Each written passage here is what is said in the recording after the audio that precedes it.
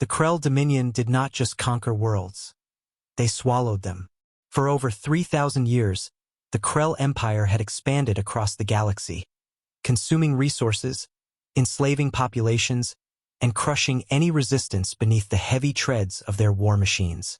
They were a species built for war, tall, heavily armored in natural chitin, and driven by a rigid hierarchy. The Krell believed that strength was the only universal truth. Weakness was a disease, and conquest was the cure. High Warlord Vrax stood on the command bridge of the World Eater, the largest dreadnought in the Krell fleet. The bridge was a massive, dark room filled with glowing red tactical displays and the low hum of the ship's massive engines. Vrax was a veteran of 100 campaigns. His armor was scarred from plasma burns and kinetic impacts, each mark a testament to a world he had brought to its knees. He looked out through the massive viewport at the small, blue and green planet rotating slowly in the void. Earth. It looked soft. It looked fragile. The oceans were vast. The continents were green, and the clouds swirled in gentle patterns. To Vrax, it looked like a paradise waiting to be stripped bare. It was a prime target. The planet had abundant water, a breathable atmosphere, and a biosphere rich in biological material. It was perfect for the Dominion. "Report," Vrax said. His voice was a deep, gravelly rumble that vibrated in the chest of every officer on the bridge. Subcommander Zill stepped forward. Zill was younger, his armor still smooth and unmarked. He held a datapad, his 4 black eyes scanning the scrolling information. "We have exited the slipspace corridor, High Warlord. The fleet is fully assembled. 300 capital ships, 1,000 escort vessels, and 10,000 fighter craft. We are in high orbit. The planet's defenses are primitive. They have some nuclear missiles and basic kinetic railguns, but nothing that can pierce our shields." Vrax nodded slowly. "And their communication networks?" "Flooded with panic?" Zill replied, a hint of amusement in his clicking voice. "We detected a massive spike in their radio and digital traffic. They know we are here. Their military is mobilizing, but it is disorganized. They are trying to form a unified command, but their political leaders are arguing. They are terrified." Vrax smiled, exposing rows of sharp, jagged teeth. Fear was a useful tool. It made the conquest easier. When a species was paralyzed by terror, they rarely fought to the last man. They surrendered, they begged, and they accepted their new place at the bottom of the Krell hierarchy.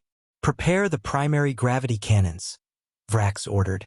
"Target their largest population centers. New York, London, Tokyo, Beijing, and Mumbai.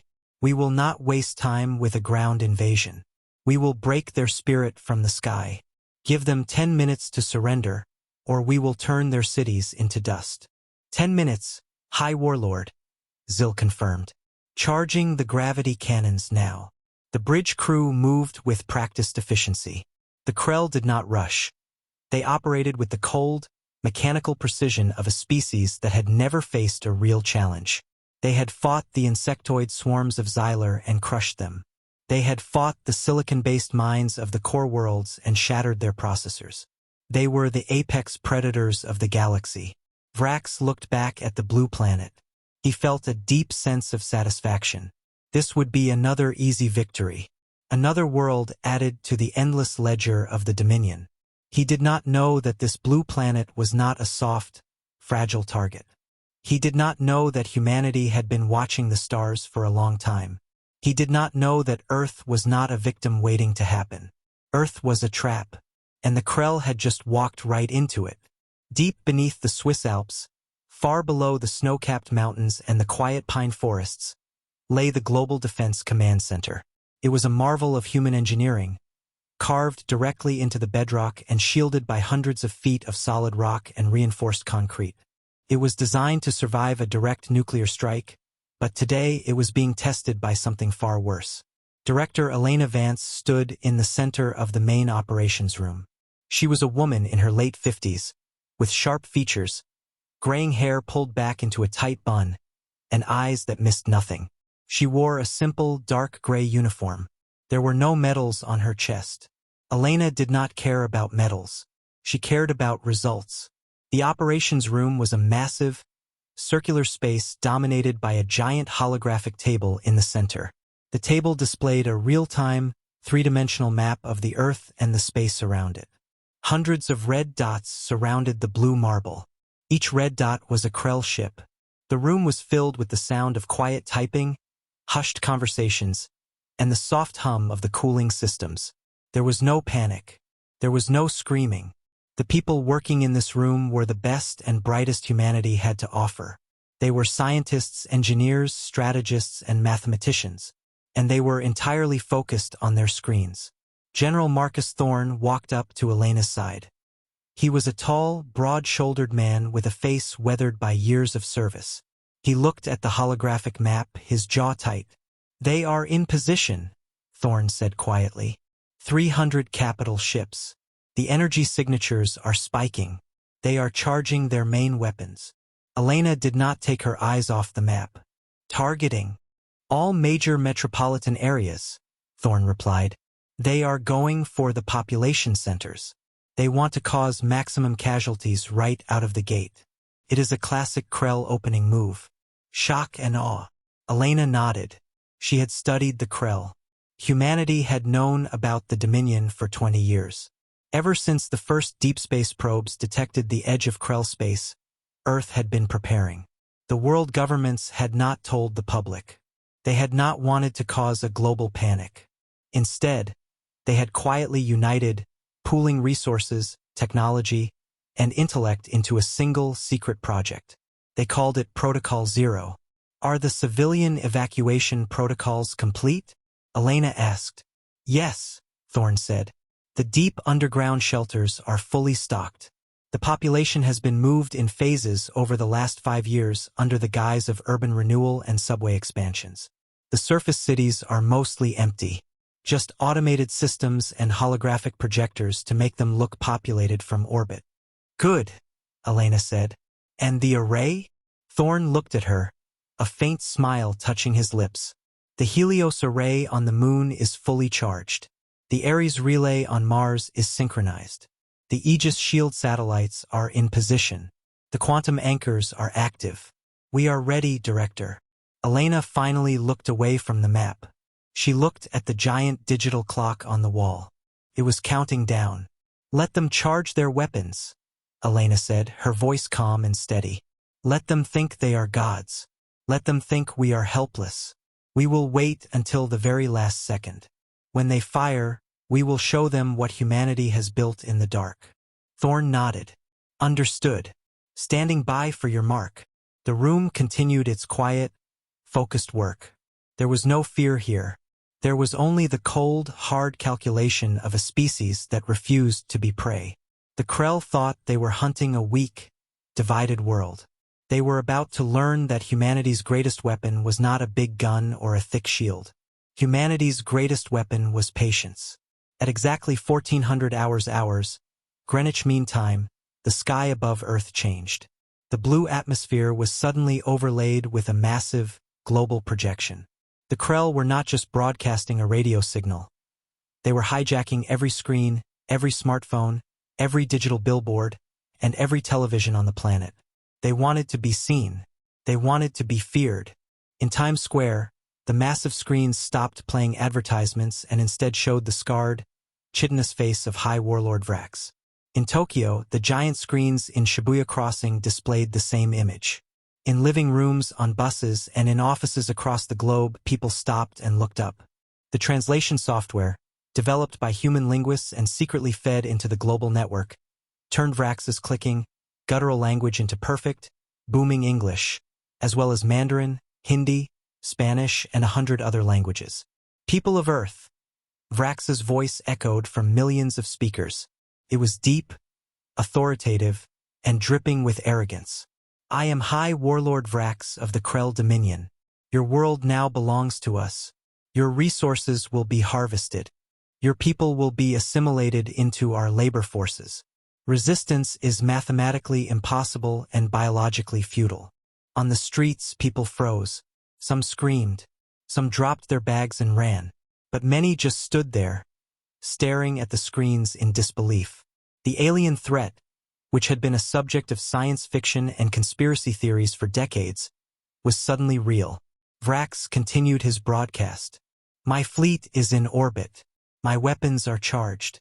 You have 10 standard minutes to power down all military systems, surrender your leadership, and kneel before the Dominion. If you comply, your lives will be spared, and you will serve the Empire with honor. If you refuse or if you attempt to fight, we will burn your cities to ash and glass. You have 10 minutes. The countdown begins now. The screens went black. Then, a massive, glowing red timer appeared. 9:59, 9:58, 9:57. The global reaction was immediate and chaotic. News anchors struggled to maintain their composure. Governments issued emergency alerts, telling citizens to seek shelter. But the panic was somewhat muted by the fact that the deep underground shelters were already the safest places to be, and the public had been subtly directed to them over the years. In the Global Defense Command Center, Elena Vance watched the broadcast on a side monitor. She listened to Vrax's words without any change in her expression.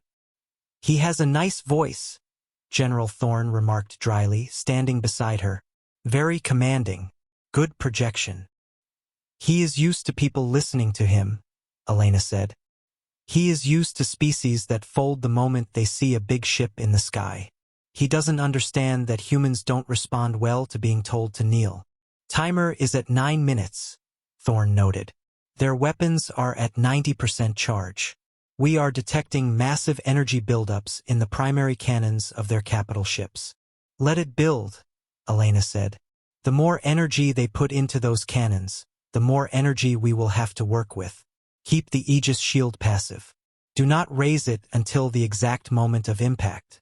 I want them to think their first shot is going to hit the ground. Thorne nodded and relayed the orders to the tactical officers. The room remained calm. The red timer on the wall ticked down. 8 o'clock. 7:59. 7:58. The Krell were confident. The humans were quiet. The stage was set for a battle that would define the future of the galaxy. But the Krell had made a fatal miscalculation. They assumed that because humanity was quiet, humanity was afraid. They did not realize that humanity was quiet because they were counting. On the bridge of the World Eater, High Warlord Vrax watched the timer hit 0. Time is up, Vrax said, his voice cold. Did they surrender? Subcommander Zill checked his console. No response, High Warlord. Their military networks are active, but they are not transmitting any surrender codes. They are remaining silent. Vrax sneered. Fools. They choose death. Fire the primary gravity cannons. Maximum yield. Target the geographic centers of their largest cities. Erase them. Firing, Zill said. Outside the viewport, the front of the 300 Krell capital ships began to glow with a sickly purple light. The gravity cannons were massive weapons, designed to manipulate gravitational fields. When fired, they created a localized gravity well that crushed everything in the target zone under millions of tons of pressure, turning buildings, people, and bedrock into a flat layer of compressed dust. Beams of distorted, purple energy lashed out from the fleet. They traveled at a fraction of the speed of light, crossing the distance from orbit to the surface in a fraction of a second. They were aimed directly at New York, London, Tokyo, Beijing, and Mumbai. Vrax watched the tactical displays, waiting for the satisfying flash of destruction, waiting for the sensor confirmations of millions of casualties. But the flash never came. Just as the purple beams entered the upper atmosphere, just above the cloud layer, they hit something. It was not a physical wall. It was an energy field. A shimmering, translucent hexagonal grid suddenly appeared in the sky, covering the entire planet. It was the Aegis shield. For 20 years, humanity had launched thousands of small, seemingly harmless satellites into orbit, claiming they were for global internet and weather monitoring. In reality, they were the nodes of the Aegis shield. When the Krell gravity beams hit the Aegis shield, they did not explode. They did not penetrate. The shield absorbed the kinetic and gravitational energy, the hexagonal cells glowing bright blue as they took the impact. The energy rippled across the shield, spreading the massive load evenly across the entire global network. On the bridge of the World Eater, the sensors screamed. Impact detected, Zil yelled, his 4 eyes wide with shock. But the energy is not reaching the surface. It is being absorbed. Absorbed. Vrax stood up, his heavy armor clanking. That is impossible. The gravity cannons can crack a tectonic plate. No shield can absorb that much force without overloading. The shield is not overloading, High Warlord, Zil said, his voice trembling slightly as he read the data. It is distributing the energy. The load is being shared across thousands of orbital nodes. The structural integrity of the shield is holding at 98%. Vrax stared at the viewport. The purple beams were still firing, pouring millions of tons of crushing force into the blue hexagonal grid in the sky. But the grid held. It glowed brighter, feeding on the Krell's own attack. Stop firing, Vrax roared. Cease fire. They are feeding on the energy. The Krell fleet cut the beams. The sky above Earth returned to normal, save for the faint, fading blue glow of the Aegis shield. Silence fell over the bridge. The crew looked at each other in disbelief. The Krell Dominion's ultimate weapon, the weapon that had broken 100 worlds, had been swatted away like a fly. Analyze the shield, Vrax ordered, his voice dangerously low. Find its frequency. Find its weakness. We will overload it. Analyzing, Zil said, his fingers flying across the console. High Warlord. The shield is not just a static barrier. It is adaptive. Every time we hit it, it learns the frequency of our weapon and adjusts its polarity. If we fire again with the same weapon, it will be even more effective at absorbing it. Vrax gripped the edge of the tactical table. His knuckles were white. This was not supposed to happen. Humans were primitive. They were divided. They were weak. They got lucky, Vrax growled. A lucky shot. A fluke. Bring the dreadnoughts forward. Prepare the plasma lances. Let us see how well their shield handles the heat of a star. The Krell fleet repositioned. The 300 capital ships moved closer, entering low orbit. The sheer size of the ships blocked out the sun, casting massive shadows over the empty cities below. Plasma lances charged, Zil reported, targeting the same grid coordinates. Let us burn this shield away.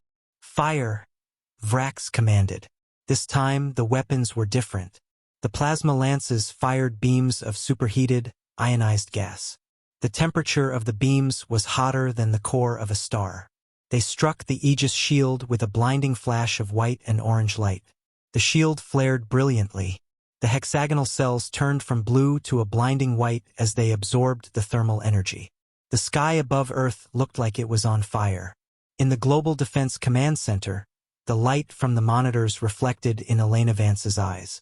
Thermal load increasing, a tactical officer called out. Shield temperature is rising. We are at 40% capacity for thermal absorption. Hold it, Elena said calmly. Let them pour it on. Route the excess thermal energy into the lunar capacitors. The hotter the shield gets, the more power we have for the next phase. Routing energy now, the officer replied. On the World Eater, Vrax watched the plasma beams hammer the shield.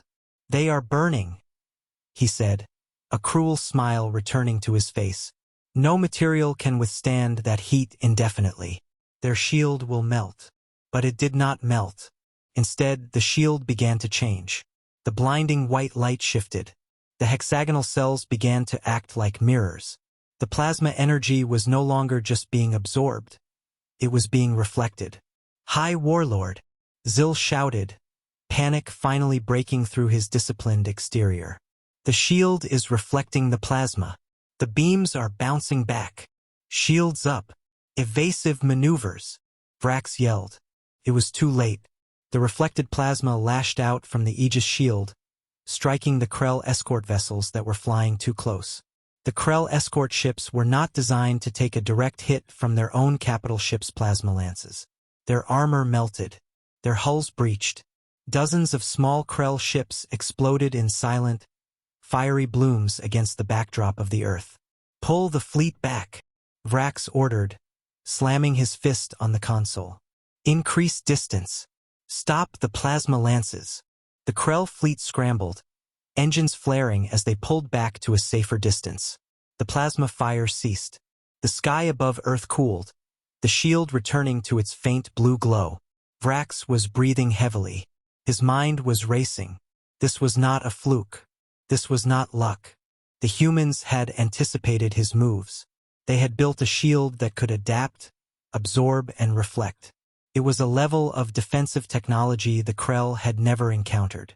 "Commander," Zil said quietly, "we have lost 42 escort vessels. The plasma lances are ineffective. The gravity cannons are ineffective.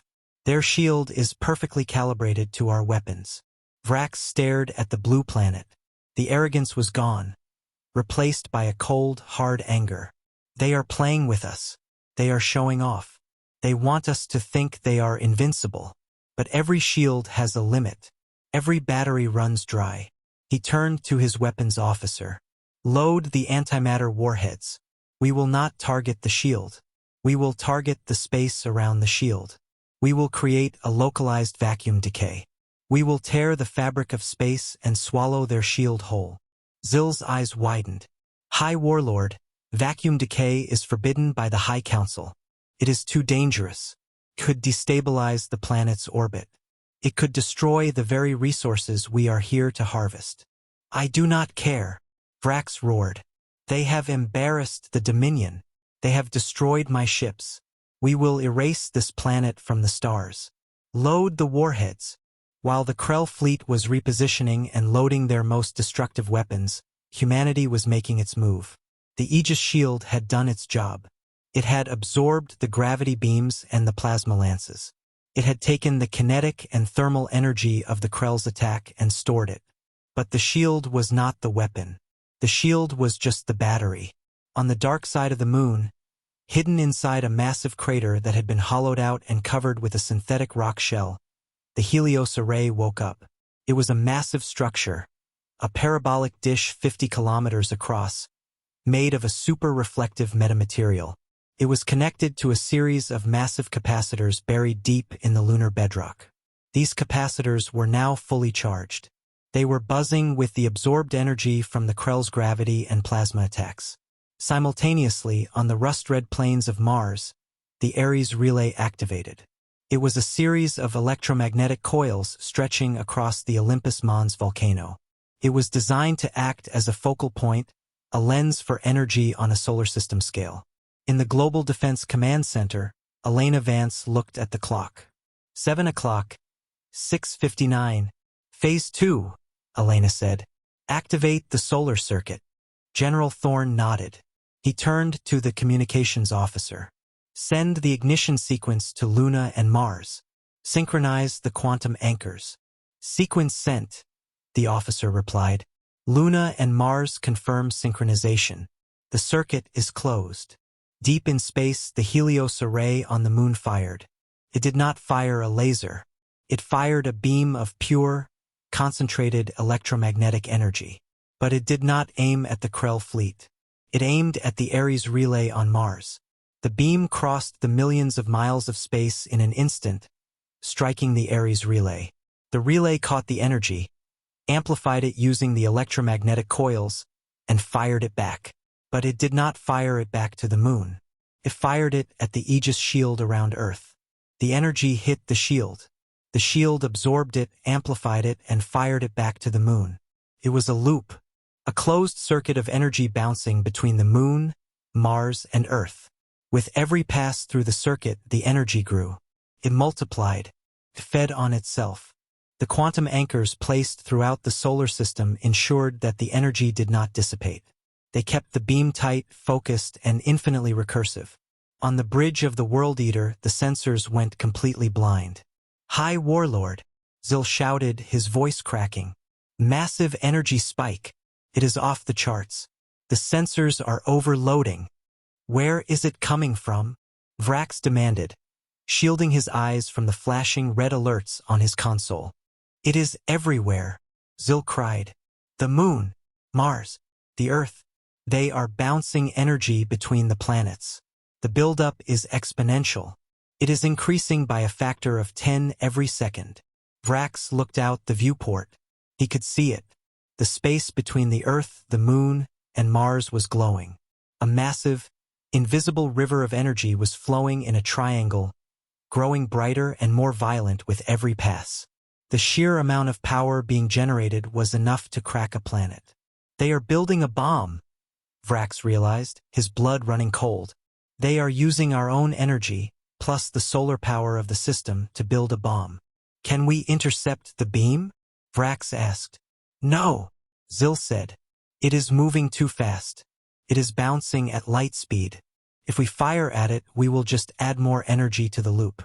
We cannot stop it. Evacuate the fleet, Vrax ordered, his voice breaking. All ships, initiate emergency slipspace jump. Get out of the solar system. Now! The Krell fleet panicked. The mighty warships, the pride of the Dominion, turned their engines to maximum and tried to spool up their slipspace drives. But humanity had one more trick. The energy loop between the Moon, Mars, and Earth reached critical mass. The Helios array could not hold any more power. The Ares relay was glowing white-hot. The Aegis shield was vibrating with the sheer force of the contained energy.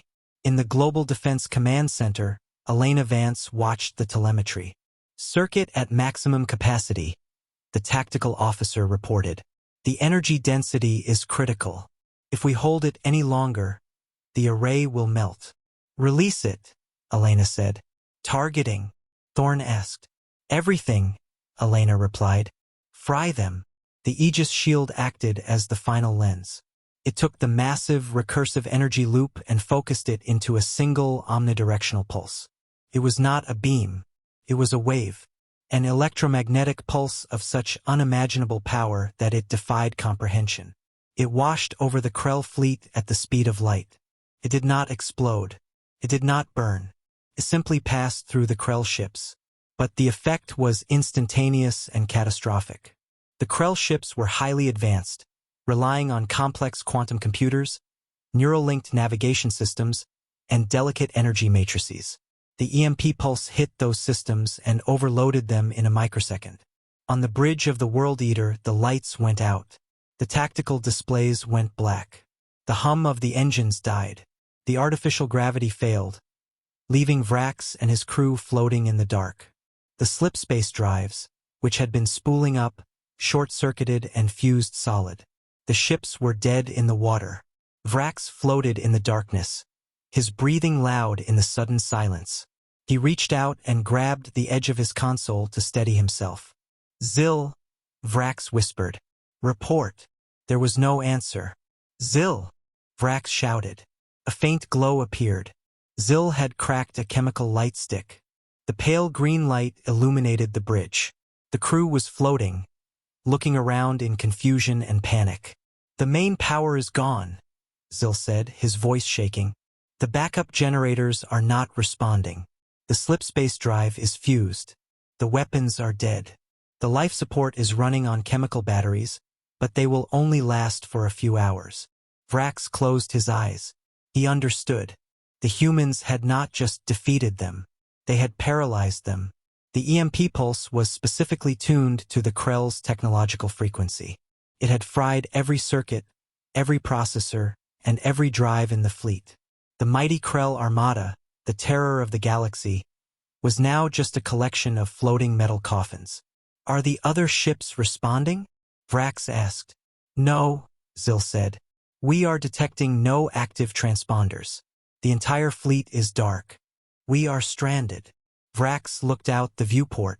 The Earth below was still blue and green. The Aegis shield was gone, its energy spent. The Moon and Mars were dark. The humans had fired their one big shot, and it had ended the battle. Vrax felt a deep, profound sense of defeat. He had come to conquer a primitive world. Instead, he had been swatted out of the sky by a species that understood physics better than his own people. In the Global Defense Command Center, the room was quiet.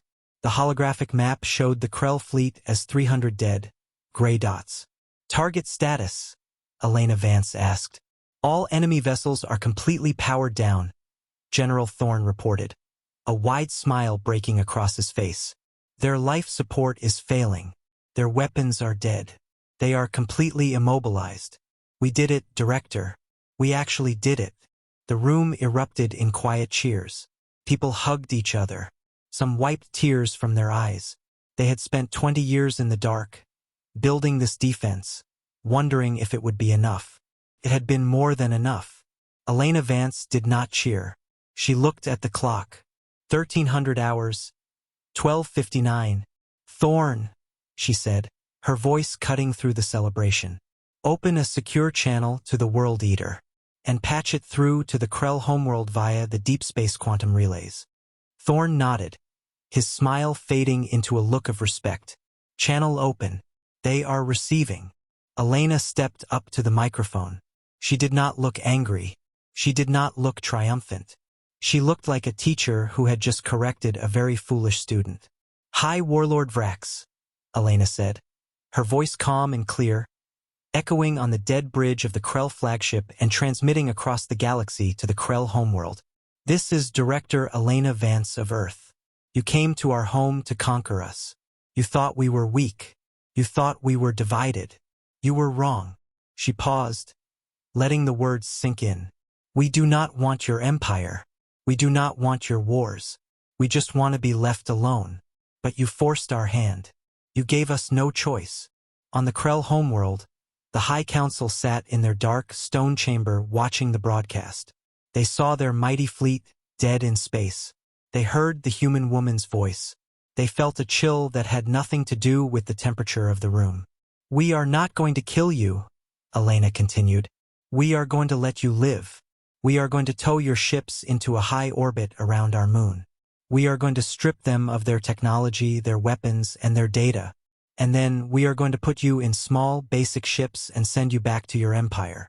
Vrax, listening in the dark on his dead ship, felt a humiliation so deep it was physically painful. To be disarmed, to be sent back in shame. It was worse than death. When you return to your homeworld, Elena said, her voice hardening slightly, you will tell your High Council what happened here. You will tell them that Earth is not a target. You will tell them that humanity is not prey. If the Krell Dominion ever sends another ship to our solar system, we will not just disable your fleet. We will follow the trail back to your homeworld, and we will turn your empire into dust. She leaned closer to the microphone. You have 14 minutes left on your clock, Vrax. I suggest you spend it thinking about your mistakes. Vance out. The transmission cut off. In the Global Defense Command Center, Elena stepped back from the mic. She looked at Thorn. Send the salvage drones, she ordered. Let's go take their ships apart. The aftermath of the battle was not a celebration of violence, but a masterclass in logistics. Humanity did not gloat. They did not execute the surviving Krell. They simply went to work. Within hours of the EMP pulse, thousands of human salvage drones, launched from hidden bases on the moon and in the asteroid belt, swarmed the dead Krell fleet. The drones were small, agile, and equipped with cutting-edge cutting lasers and grappling arms. They attached to the hulls of the Krell dreadnoughts and began to cut. They sliced through the thick armor, bypassing the dead airlocks, and entered the ships. Inside the World Eater, Vrax and his crew sat in the dark. The chemical batteries were failing. The air was getting cold. They could hear the sounds of cutting and drilling echoing through the hull. The humans were coming aboard. When the humans finally breached the bridge, they did not come with guns blazing. They came in environmental suits, carrying tools and data pads. The lead human, a young engineer named Leo, floated into the bridge. He looked at Vrax, who was sitting in his command chair, staring at the floor in defeat. Hi, Warlord Vrax, Leo said. His voice translated through his suit's external speakers. I'm Chief Engineer Leo. We are here to secure the ship's mainframe and disconnect the slipspace drive. Please remain in your seats. We don't want anyone getting hurt. Vrax looked up at the young human. He saw no fear in the boy's eyes. He only saw curiosity. The humans were not just disarming them. They were studying them. They were taking apart the greatest empire in the galaxy to see how it worked. You have defeated us, Vrax said, his voice raspy. You have humiliated us. Why do you not kill us?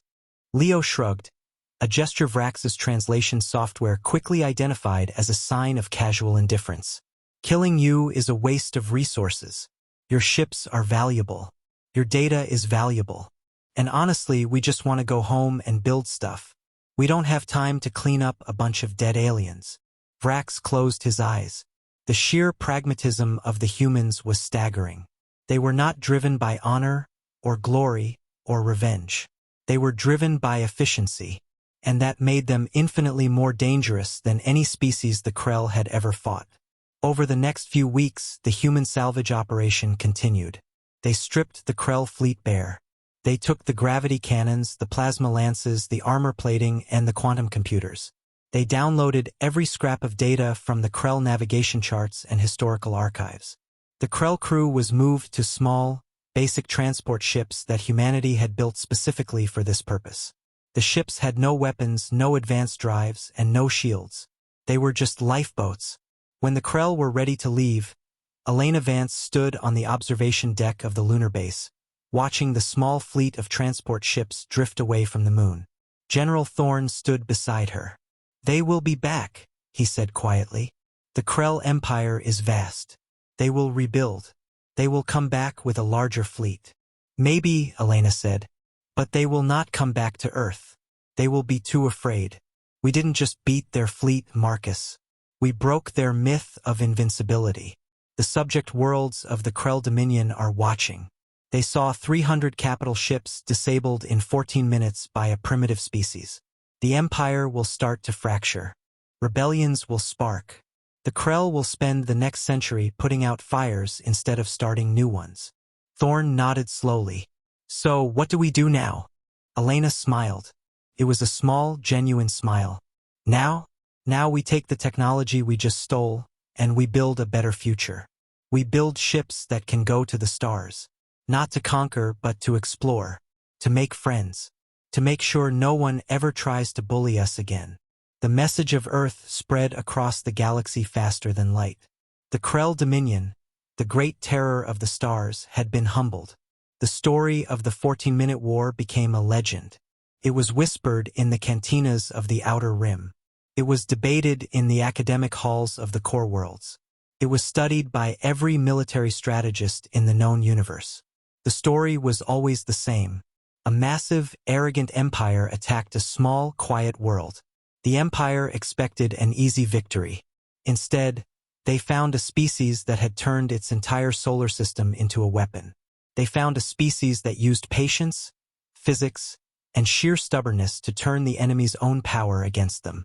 Humanity became a name to be respected. They were not the strongest species in the galaxy. They did not have the largest fleets or the oldest empires. But they had something no one else had. They had the ability to look at an impossible problem, break it down into simple parts, and solve it before the enemy even realized the game had started. Earth transitioned from a hidden, defensive world to an active player in the galactic community. They opened their borders. They traded the basic, non-military technology they had reverse-engineered from the Krell.